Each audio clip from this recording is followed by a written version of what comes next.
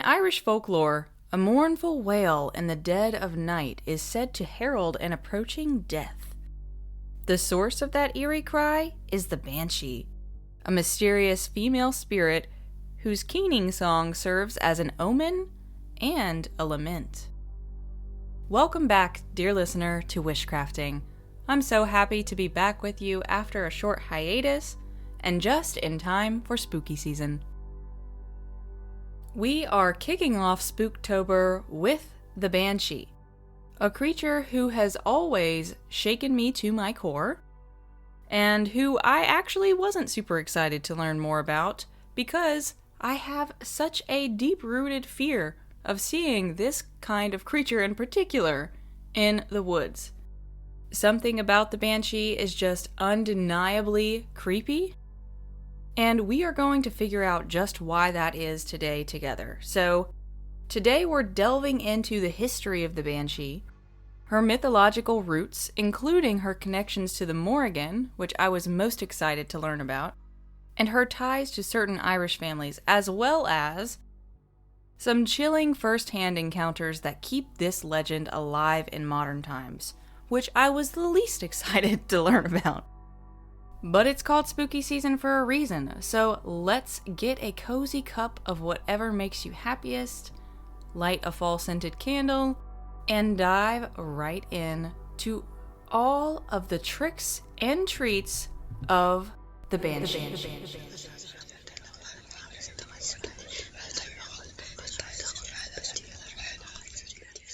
Now, the word Banshee comes from the Irish Banshee, meaning woman of the hills or woman of the fairy mound. In Irish mythology, the Tuatha De Danann, the ancient gods of Ireland, retreated into the Shee, or the fairy mounds, when humans took over the land. Over time, the Tuatha De Danann and their prominence diminished in folk memory, highly thanks to the spread of Christianity in Ireland. But just because they diminished does not mean that they disappeared. The wheel continues to turn, and the Tuatha De Danann became the Aes Shee, or the fairy folk. And the Banshee is often described as being part of the Shee, part of the fairy folk. And as a fairy woman, she is a being who sings a warning of death. In essence, the Banshee straddles the world of the living and the supernatural, acting as a portent of mortality. And in Irish folklore, the Banshee can appear as a young maiden or as an old hag, but regardless of how she appears, she always has an otherworldly aura. The legend of the Banshee is deeply intertwined with Ireland's history of mourning traditions. Not like mourning wake up, but mourning as in grief. The Banshee's wail is known as a keen, akin to the traditional keening performed by women at funerals. This is a practice of loud, expressive mourning, and it dates back at least to the 8th century. Historically, families would hire keening women to sing laments for the deceased. According to folklore, when these mortal keeners died, or when the practice faded into the 20th century, the task of lamenting was said to pass to the Banshee in the spiritual realm. In fact, one Irish legend claims that the origin of keening came from the goddess Brigid. And the legend says that when her son was killed in battle, Brigid's grief was so profound that she invented a mournful, high-pitched song of lamentation, and this became the keening. This eerie mourning song, with its weeping and sudden pauses, lives on in the Banshee's cry, as if echoing an ancient grief throughout the ages, as well as through time and space. The appearance of the Banshee can vary dramatically in different tales, but all accounts agree that she is female, and that she might show herself as either beautiful and shrouded in a pale cloak, or as a wizened old crone who is cloaked instead in her long, streaming hair. In some stories, she wears a green or a black dress, and her eyes are red from weeping, and other times she's described as very small, almost fairy-like, or even sometimes unnaturally tall. On occasion, though, the Banshee doesn't appear fully human at all. There are accounts of her taking the form of animals associated with the otherworld, such as a crow, a stoat, a large black dog, or an owl. Oftentimes, people hear the Banshee more than they see her. Her keening may carry through the night from an unseen presence. But whether visible or not, the Banshee's defining trait is her haunting cry. A piercing, mournful wail, or song, or scream that can stop listeners in their tracks and fill them with dread. And this is why the Banshee freaks me out so much. Can you imagine any of those figures we talked about? An old woman with very, very long hair that it cloaks her face, or a young woman with a cloak billowing in the wind that is minorly translucent, and you see her and she opens her mouth and just screams bloody murder? Something about that just really, really freaks me out, and I don't want to encounter that in the forest. Oftentimes, the creatures that I talk about or learn about, I'm like, I would maybe do this in this situation. However, in the situation of meeting a Banshee, I think I might either just poop my pants or tuck tail as fast as I can and get the flip out of there. Likely, however, that is because the Banshee has something that I can learn from her. Much like my experience with spiders, where I started off absolutely terrified of simply the idea of them, and then I learned about them and now I love them, and they don't scare me at all. There's always a lesson to be learned from fear. And the Banshee in particular does not hurt anyone. She simply screams, and we'll find out why in a little while. But I'm hoping that this episode and my experience so far and in the continued future with the Morrigan will show me with due time what the lesson for me in this particular fear that I have is and where that lies. And truthfully, that is very on point with the Morrigan and the way that she teaches. My UPG, as well as others' UPG, have very much pegged the Morrigan, or at least one of her faces, as somebody who likes to throw you to the wolves, so to speak. Oh, you're afraid of this thing? Well, let's dive headfirst into it and figure out why that is and what the treasure is that's buried beneath it. But this is not about my UPG with the Morrigan, and the reason that I brought her up is because the Morrigan and the Banshee are connected. Folkloric scholars have noted intriguing parallels between the Banshee and the Morrigan. And for those of you who don't know, the Morrigan is the Celtic goddess of war and death, among other things. She's a very, very multifaceted, layered, and deep character. And in Irish mythology, she is sometimes depicted as a trio of sister goddesses who can appear as a young maiden, a motherly figure, or a withered crone, either all at once, so 3 crones, or 3 young maidens, or as 1 young maiden, 1 motherly figure, and 1 crone. She's very nebulous and unlimited in that way. However she appears, scholars and practitioners alike believe that these 3 aspects mirror the range of forms that a banshee might take, from a beautiful maiden to a frightening old hag, suggesting a link between the two. The 3 Morrigan were often ominous figures on the battlefields, sometimes foretelling doom with unearthly cries, very similarly to the Banshee. In fact, one of the Morrigan sisters, the goddess Bave in particular, is said to have let out a wailing cry as a portent of death in battle. In one legend, very much like a supernatural battlefield banshee. The Morrigan, as a singular goddess and as 3, also famously take the shape of a crow or a raven, flying over warriors and battlefields, notably landing as a crow on the shoulder of the hero Cuchulainn to signal his impending death. The crow, notably, is also one of the forms that the Banshee herself is said to assume in some folk tales. Not to mention that the Morrigan is sometimes said to be the mother of Brigid, who is the creatrix of keening, or the mournful grief wailing itself. Another echo of the Banshee in Irish myth is the image of a washerwoman at the fjord. The Morrigan in one story. Another echo of the Banshee in Irish myth is the image of a washerwoman at the fjord. In one story, the Morrigan appears at a fjord washing the blood-stained clothes and armor of the war party who she is foretelling as about to die.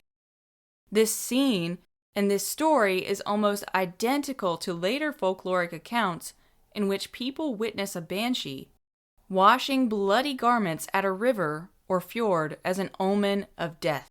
An Irish text from medieval 14th century Ireland describes an encounter with a horrific old hag washing corpses and clothes in a lake, prophesying the defeat and death of the passing army. Though not directly called a banshee in this text, this washer at the fjord figure, sometimes identified as Bave, clearly aligns with banshee lore. We have a female spirit foretelling death in a very visceral way by washing the clothes of the passing party. So, I don't know if I made that clear, but the way they knew that it was their clothes is they were literally wearing them on their body. So it was a very supernatural event. Think you're wearing your favorite banshee, you walk by the river, see this figure, and she's washing your bloody banshee, and that is her predicting that you are going to die soon. It's incredibly creepy. It's so freaking creepy. But we have Irish folkloric examples of both the Morrigan as the Morrigan and the Banshee unnamed doing this particular type of divination and having these particular types of premonitions. These mythological connections suggest that the Banshee legend may trace back. These mythological and folkloric connections suggest that the Banshee legend may trace back to earlier Celtic goddesses and beliefs of death and fate being connected. In essence, the Banshee can be seen as a localized folk memory of the Morrigan and her sisters. Scholarly study all points to the Banshee being a waning echo of a goddess who once decided the destinies of warriors and kings. But instead of the battlefield, however, the Banshee's realm is now the family homestead, with her otherworldly wail serving a similar purpose of warning that death is near. And if I just lost you, don't worry, I'm gonna bring it back. So the Morrigan was part of the Tuatha De Danann, the old gods of Ireland. The old gods of Ireland have a myth where they were pushed underground into the Shee, and they became the fairy folk when the humans took over Ireland. That's their myth. That's the myth.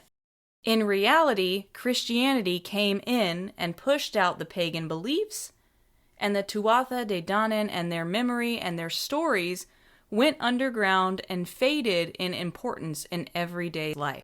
The echo that we see of the Morrigan, who was a huge player in the stories of the Tuatha De Danann, is the Banshee. And as time passes and stories do what they do and they're told again and again and again, her role as Banshee changes just a little bit. Whereas the Morrigan's wail and cries foretold deaths in war, the Banshee became more localized. And as she became more localized, she started to foretell deaths for certain families. And this is what really distinguishes the Morrigan from the Banshee. One of the most distinctive aspects of Banshee lore is her attachment to particular families. According to more modern folkloric traditions, Banshees do not wail for just anyone. They're said to watch over the descendants of specific ancient Irish lineages, especially the old Gaelic noble families. And Ireland's oral tradition, which is an echo of the Morrigan's role that she played in the Tuatha Dé Danann of choosing kings, the lineage of kings in Ireland. In Ireland's oral tradition, it was often claimed that the Banshees followed the clans that traced their ancestry to the legendary Milesians, or the last ancient invaders of Ireland. In practice, this means that many families with the O or Mac surnames were believed to have their own family Banshee, which is actually kind of metal. Some versions of this lore are even more exclusive. For example, one tradition holds that only the 5 oldest families of Ireland have a dedicated Banshee spirit, and these 5 are commonly named as the O'Neills, the O'Briens, the O'Connors, the O'Grady's, and the Kavanaghs. Other tellings extend this privilege to practically all old Irish families of note, with one 19th century source listing the McCarthys, McGraths, O'Reillys, O'Sullivans, O'Flahertys, and more as families that were said to have banshees. The underlying idea here is one of bloodlines and ancestry, the banshees being an ancestral spirit linked to the family's fate, who never forgets her clan, regardless of how time changes the family legacy. As one writer puts it, quote, "The Banshee attends only the old families. She never leaves, nor forgets them, till the last member has been gathered to his fathers in the churchyard." End quote. It's worth noting that while folklore often emphasizes Gaelic bloodlines being pure and unbroken, blah blah blah, the Banshee's attachment is not strictly limited to lineage, okay? There are accounts of traditionally Anglo-Norman or even English families in Ireland who acquired a Banshee in their household legends. For instance, the Bunworths of County Cork, who were an Anglo-Saxon family, were said to have had a Banshee, as were the Rossmore family in Monaghan, who were all of mixed heritage. This suggests that if a family lived in Ireland for long enough, that a Banshee could actually adopt them, too. In some tales, the Banshee is even described as the ghost of a particular woman from the family's past, perhaps a woman who had died tragically, or who had a strong bond of love or protectiveness over a person and thus their legacy. Whether viewed as a familial guardian spirit or a cursed revenant, the Banshee's presence gave families a direct link to the supernatural. Familial banshees often became well known in local lore, with their own nicknames and traits passed down through generations. So now we have, from the Morrigan, this new folkloric figure of the Banshee, who is very, very localized. And as time goes on, people come in and out of Ireland, immigration progresses, the melting pot becomes more melty, more banshees are born or created, however they're made, and more families in their local places have more banshees attached to their lineage.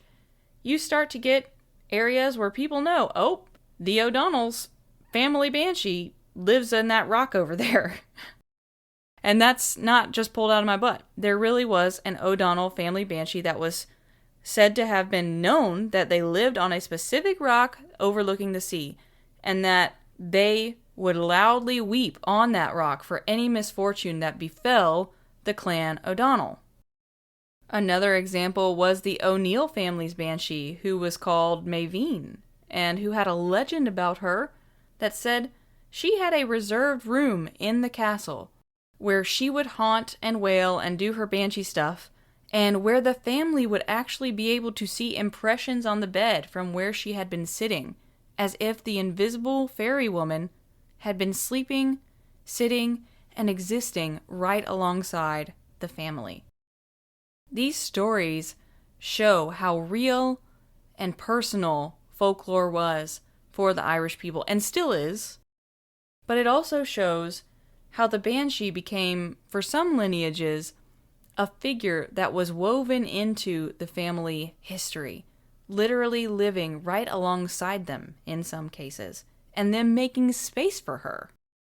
However, even when doing so, even when you give her a room in your castle, it's important to note that a banshee was not always considered benevolent or friendly to her family. Folklore paints two very contrasting portraits of the banshee.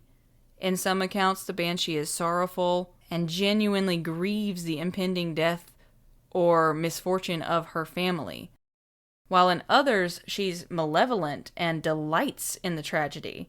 A friendly family banshee might sing a song, one that's maybe soft or sad and gentle, while definitely still eerie, it's meant as an expression of sorrow and a warning to prepare for what's to come.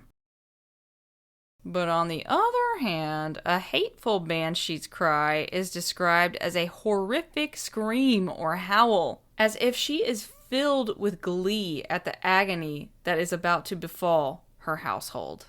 Some tales explain this by saying that the banshee's attitude reflects how she feels or felt about the family or ancestor.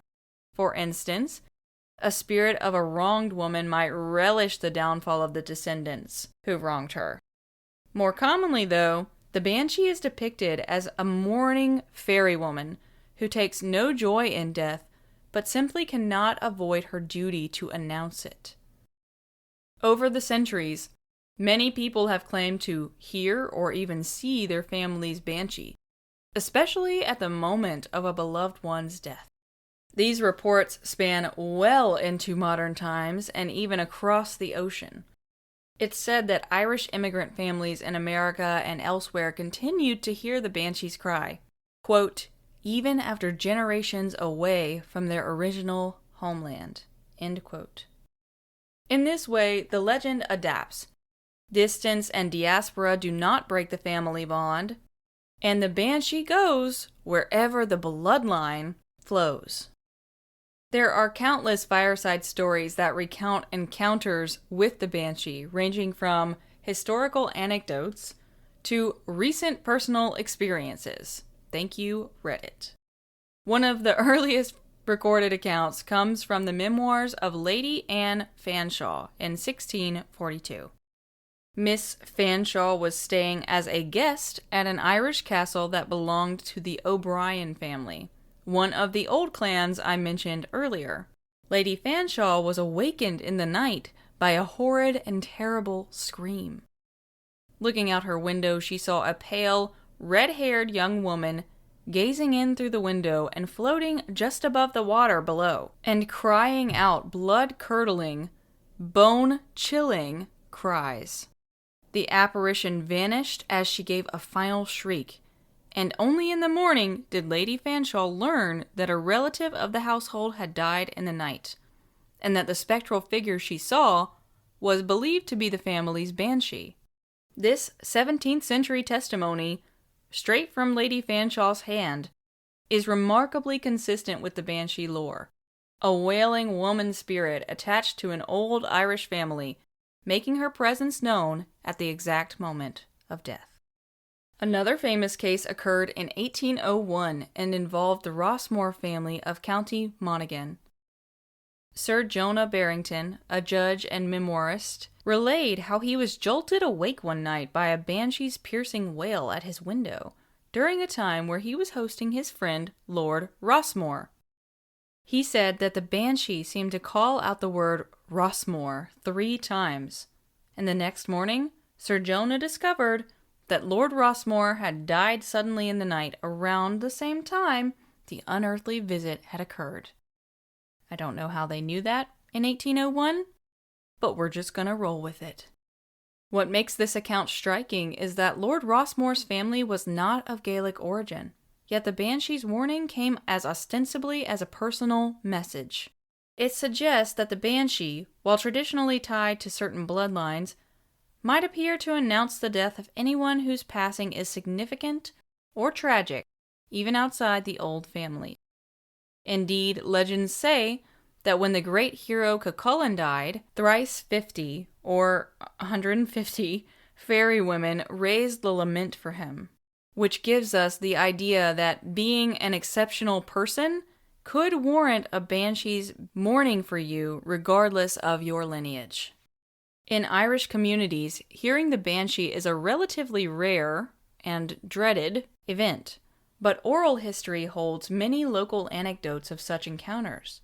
The late 19th and early 20th centuries, for example, give us folklorist W.V. Joyce, who noted that there are many modern tales of banshees, and who mentions a man in County Clare, Mr. Casey of Rouen, who swore that he heard a banshee's cry on the night as his father passed away. Likewise, Dr. McNamara of Corofin recalled hearing the banshee when a family member died. Such testimonies usually describe an unforgettable sound, variously reported as a long, sorrowful moan, a high-pitched cry, or even sometimes just plaintive singing. But singing, moans, or high-pitched cries that are unlike anything else you've ever heard. Often the keening is heard outdoors near the house, or sometimes right at the window or door in the stillness of the night. One County Mayo tale refers to the banshee actually knocking at the door while wailing, as if to deliver her message more directly. And I don't know if that image is scarier than meeting one organically in the woods. So, let me know what you think. Would you rather have a banshee knock at your door, or would you rather come upon them in the fjord?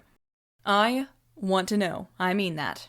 Unsurprisingly, people who heard these cries were filled with terror and a sense of impending doom for good measure. However, not every reported banshee wail resulted in a death, which can leave some room for skepticism. For instance, in 1905, a cluster of cottages near Newmarket-on-Fergus in County Clare was troubled by ghastly nocturnal wailing on multiple successive nights. The community was paralyzed with fear and convinced that a banshee was foretelling the tragedy of their little town. Yet, no death followed these cries, and locals later debated whether it had been a banshee at all. It's possible the sounds had a natural cause.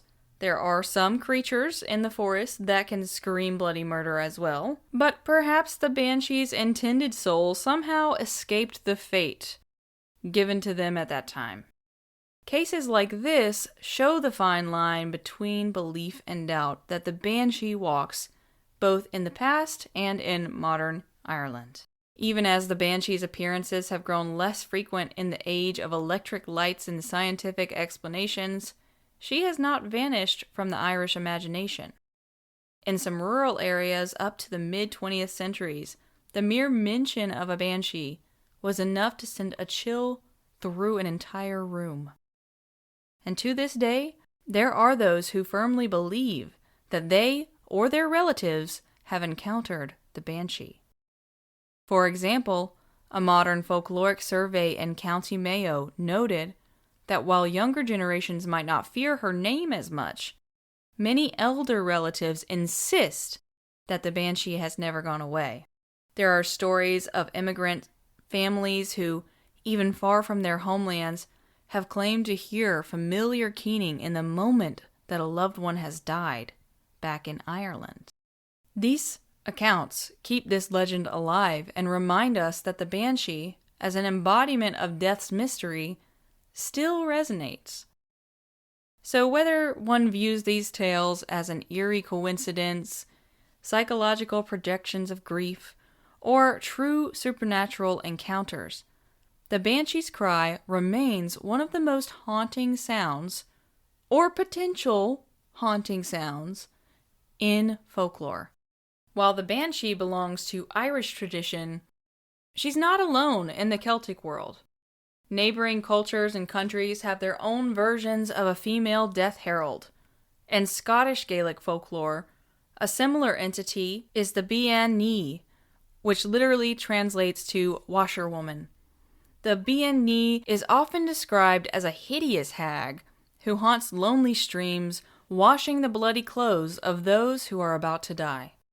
The Banshee has a frightening appearance and is sometimes depicted with a single nostril, creepy, one large protruding tooth, and webbed feet, and is essentially a harbinger of death, just like the Banshee.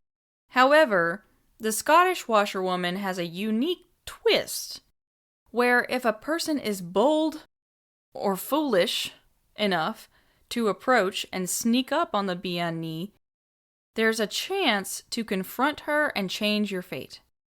In some legends, catching the Bian-ni can compel her to answer truthfully any question that you might ask, revealing your destiny, or to even potentially grant wishes. There are also claims that if you can interrupt her ritual washing, you might thwart the death that she foresees, essentially cheating fate by stopping her washing of the doomed person's clothes. It seems bold and dangerous, but also makes sense.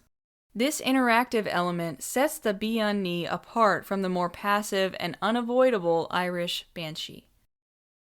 In Wales, folklore speaks of a figure known as the Gwrach Hebron, which I am not going to try to pronounce again, but it means Hag of the Mist. This terrifying crone has much in common with the Irish Banshee. She's said to appear at the window of a person who is about to die, calling out their name into the dark night. She's typically invisible and is oftentimes humanoid, sometimes glimpsed as a winged, leathery creature that is a mix between bat and person, like a flying bat harpy creature who is shrouded in mist, and her chilling call into the darkness serves as a warning of imminent death, just like the others we've talked about today. Like banshees are associated with specific families, some Welsh families or locales have tales of this Hag of the Mist making periodic visits to foretell doom. Folklore from other regions also feature ghostly women who wail as omens, like the Latin American La Llorona, who cries for a different reason, but she still cries. But the family-attached Banshee is very unique to the Gaelic world. What unites all of these spirits is the role of mourner and as messenger. They blur the line between compassionate warning and a source of terror. Cultural interpretations of the Banshee vary. One Irish poet mused that the Banshee's song is the echo of Ireland's sorrow itself, a sentiment that I have seen more often than just this one example, and one that would be incredibly understandable considering the horrors of Ireland's history. But in all cases, the enduring image is of a woman veiled in shadow and magic, keening in the night. Steeped in history and myth, the Banshee remains one of Ireland's most evocative, legendary figures. She embodies the mystery of death and the ancient custom of keening for the departed. Whether viewed as a fairy guardian or a vengeful spirit, her plaintive cry has sent shivers through Irish households for over 1,000 years. In exploring the Banshee's origins, we find echoes of powerful goddesses like the Morrigan. In her family ties, we see the importance of ancestry and belonging in Celtic culture, specifically Irish culture, and in the modern anecdotes, we catch a glimpse of how legend adapts, yet endures. As we savor these tales, perhaps on a dark, windy night, it's easy to imagine the Banshee still out there, combing her long hair by the moonlight, and waiting to raise her voice in that final, fateful lament. Those who hear it never forget it, and those who live to tell the tale ensure that the rest of us will never forget nor underestimate the Banshee. Thanks so much for listening. I hope you really enjoyed this. If you would like a bonus episode of me reading you some modern Banshee stories from people like you and me, head over to my Patreon, which is available for just $1, and we will get into a couple more spooky, modern tales that prove to you that this mythological creature in particular is alive and active and ready to scream. Thanks so much for joining me. So happy to be back with you all. I'll see you next time, but until then, my name is Wish Amaya, and don't forget to keep your roots deep and your dreams wild.